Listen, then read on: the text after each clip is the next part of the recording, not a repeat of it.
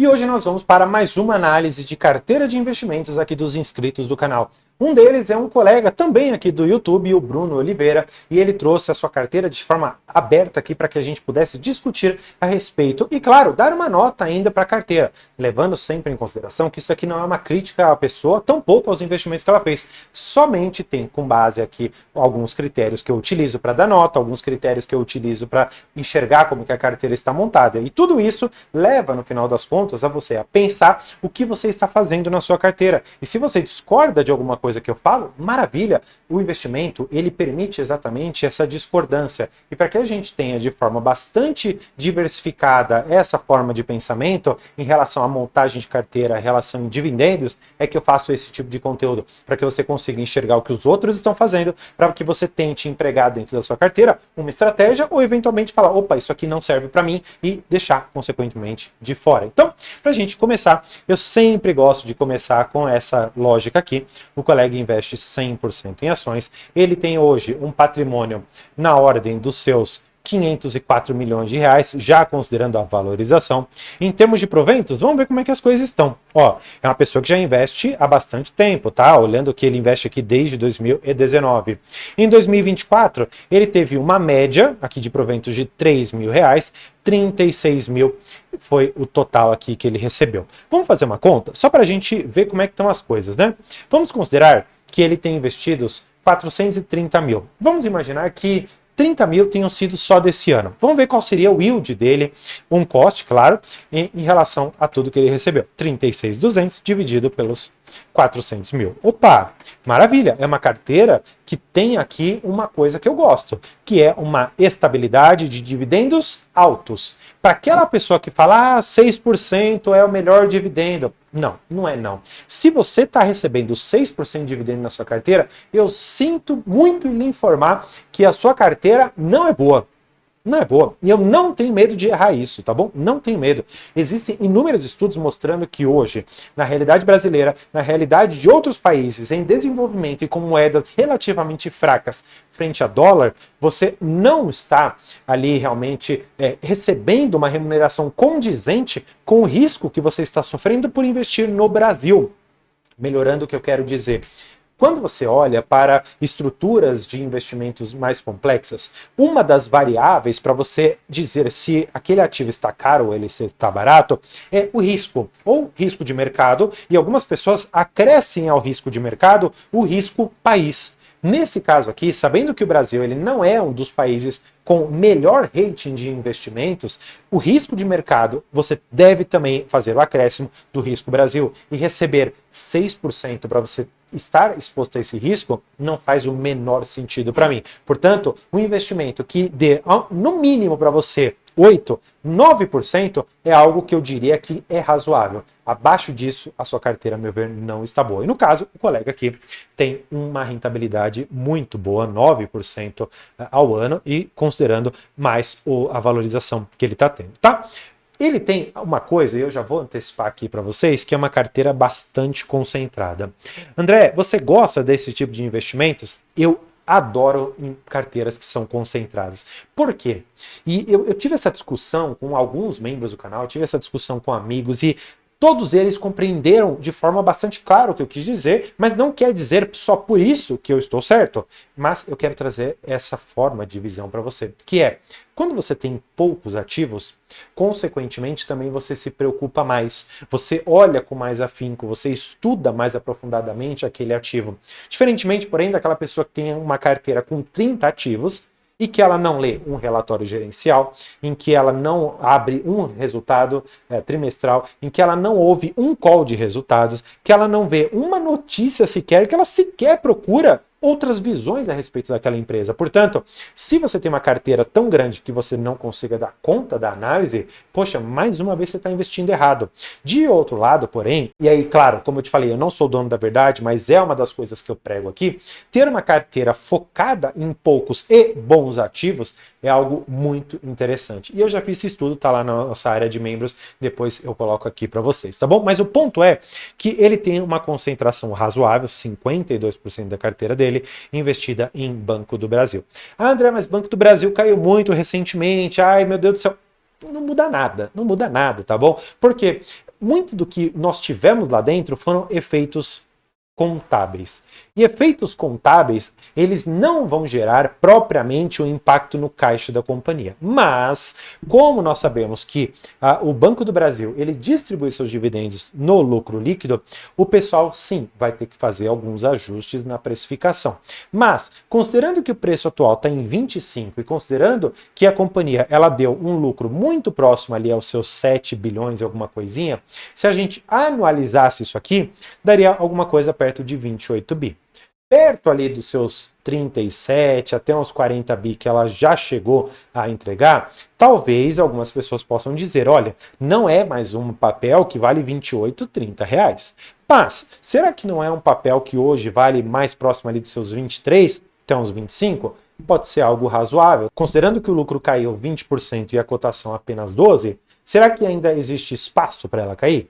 Será que, na verdade, nós não vamos ver ao longo do tempo que a resolução ali do Conselho Monetário Nacional vai gerar um impacto um pouco menor do que algumas pessoas estão estimando? Tudo isso eu estou colocando aqui para você pensar. Mais uma vez, eu também fiz um vídeo sobre o Banco do Brasil, um dos mais recentes, falando exatamente dessas resoluções, a transição entre uma e outra, então vale a pena você assistir, tá bom? Agora, dando sequência, ele tem aqui a Semin como a segunda maior posição na carteira dele, com 22%. Um dos pontos que eu sempre comento para o pessoal é que empresas de commodity, elas vão fazer mais ou menos isso aqui com dividendos. É uma regra? Não, não é uma regra, até porque existem empresas que são bem mais estáveis. Estabilidade, a meu ver, ela está muito relacionada, especialmente dentro do setor de siderurgia, de mineração, petróleo e outras tantas, com endividamento. Então, se a empresa ela tem um endividamento muito alto, quando eventualmente você está pagando aqueles juros e o petróleo, o minério ou qualquer outra commodity cai muito, você tem um achatamento muito grande no seu resultado final. Diferentemente, é o caso aqui da Semin, porque ela é praticamente caixa líquido, ou seja, ela tem ali uma quantidade de caixa tão grande que ela consegue pagar todo o seu endividamento por um bom período. E ela só vai ter uma dor de cabeça lá para 2030 praticamente. Então, é uma companhia que eu não teria como segunda posição na minha carteira, muito em função de nós termos essas oscilações no preço do minério e, consequentemente, também no valor global de dividendos, mas é inegável que dentre todas de commodity, você escolheu a melhor para ataque na sua carteira. Eu tenho uma tese totalmente própria, individualizada e até um pouco negativa a respeito do minério, e por isso mesmo na minha carteira eu optei por petróleo, mas considerando mais uma vez que você gosta mais de minério do que propriamente de petróleo, você fez uma excelente escolha aqui. A Engie é uma outra que eu também adoro. Você tem um bom preço médio, tá bom? 37 é algo bastante interessante. E outra coisa, hoje, a companhia ela está com um payout de 50% do seu lucro líquido. Considerando isso, e aí é até interessante a gente olhar quanto que ela está pagando, mas se eu não me engano hoje estava em 6%, praticamente, 5,7%. Se a gente considerar que ela com um payout de 100%, ela dobra isso aqui, a gente já iria para 11% de dividend yield. Então, nesses preços é interessante. Abaixo de 40 é fenomenal. E nos preços que foi comprado aqui, na ordem de 37,61, você tem uma baita de uma empresa dentro da sua carteira. Agora, BB Seguridade, eu confesso que não é uma que eu gosto tanto de ter quando a pessoa ela tem Banco do Brasil. Porque, de uma certa maneira, você já tem os resultados da BB Seguridade aqui dentro. Integralmente tudo é repassado? Não. Portanto, ter BB Seguridade seria uma, entre aspas, dupla exposição. Entretanto, mais uma vez, eu gosto aqui de reforçar que não é porque você tem um que você necessariamente não pode investir em outro. Você pode aqui se beneficiar de um duplo resultado positivo. Explicando melhor o que eu quero dizer. Vamos imaginar que a BB Seguridade trouxe um resultado fenomenal. E você recebeu os dividendos com base nesse resultado fenomenal. Quando isso daqui passa para o Banco do Brasil, e o Banco do Brasil tem um resultado intermediário, mas que por conta da BB Seguridade elevou um pouco mais, você recebeu mais dividendos em cima daquela seguridade. Só que esse efeito reverso também acontece. Se a BB Seguridade não desempenhar bem, no Banco do Brasil, considerando lá a participação que tem, você tem uma pequena queda dentro dos seus rendimentos. Lembrando mais uma vez, é um exercício que eu sempre passo por aqui, que é, as seguradoras, elas têm a sua receita de duas frentes. Primeiro, o seu operacional, que é a venda de seguros, simples. Segundo, ela tem o float, né, que seria basicamente o dinheiro que ela tem em caixa e que, consequentemente, isso aqui rende um determinado juros para ela. O que acontece? Eu gosto sempre de analisar e quebrar os resultados olhando para o resultado operacional e quantos por cento desse resultado operacional trouxe ali para o lucro. Explicando melhor, quando eu olho para o lucro de 1 bilhão e eu vejo que operacionalmente esse 1 bilhão veio 60%, 70% da operação, maravilha, eu acho ótimo. Agora, quando eu vejo que os juros estão entregando uma rentabilidade de 40%, 50% ou 60% em cima da operação geral da companhia, já me parece que não é tão interessante, porque com um cenário futuro de uma queda de juros, quanto que isso não geraria de impacto negativo lá na frente? E será que hoje, por conta de um juros maior, você não estaria pagando também um preço mais alto?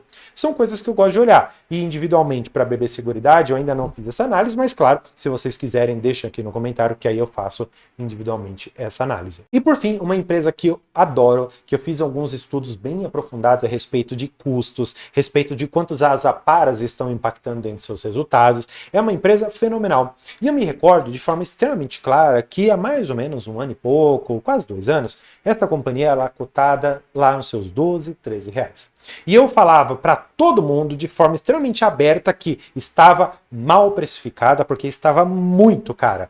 E o pessoal precificou equivocadamente resultados não recorrentes, como se eles fossem continuar ali eternamente na empresa.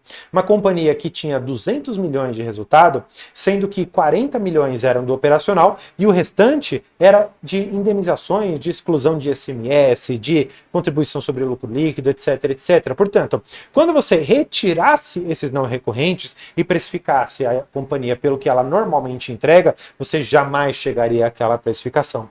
E eu falei também, mais uma vez, abertamente, que considerando parâmetros que eu utilizei, entre 7 a 7,80 seria um preço justo. E nesse caso, o colega ele comprou exatamente num dos preços que eu comentei, 7,80.